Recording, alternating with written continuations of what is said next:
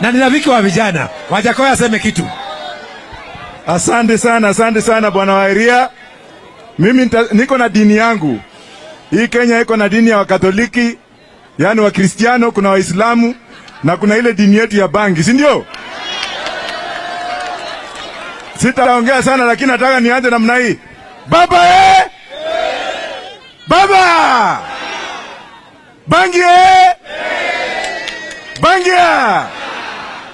Sasa wameleta ile kitu inaitwa GMO Mombasa. Wametudanganya, wakatudanganya, wanasema wameleta mahindi ilienda kupokelewa huko na kina Gachagua juzi ati lori imelete nini? Mafuta, si ndio?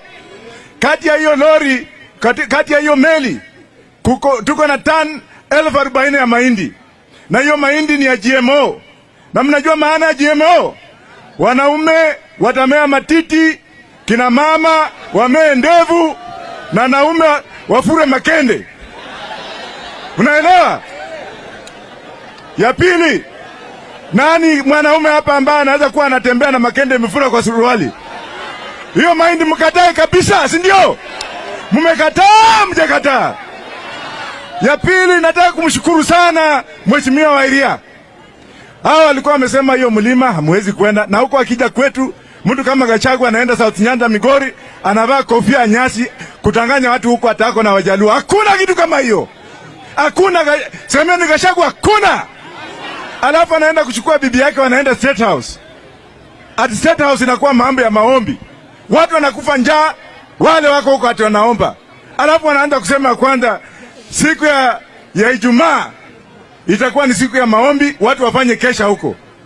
Yeye, bibi yake, Ruto na bibi yake wanataka kudhulumu madini zingine, madhehebu zingine. Mimi niko na dawa yao. Kama angetaka kufanya kazi mzuri, kuna wale watu wanaitwa bandits. Mnaelewa mwelewi? Waende wafanye kesha kule Pokot, si ndio?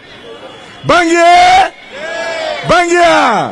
Sitaendelea sana manake baba iko hapa. Namshukuru Mheshimiwa Wairia, na kuna rafiki yetu hapa. Asante sana. Andu akeno muriega rigi. Ndenda muthikiririe wega.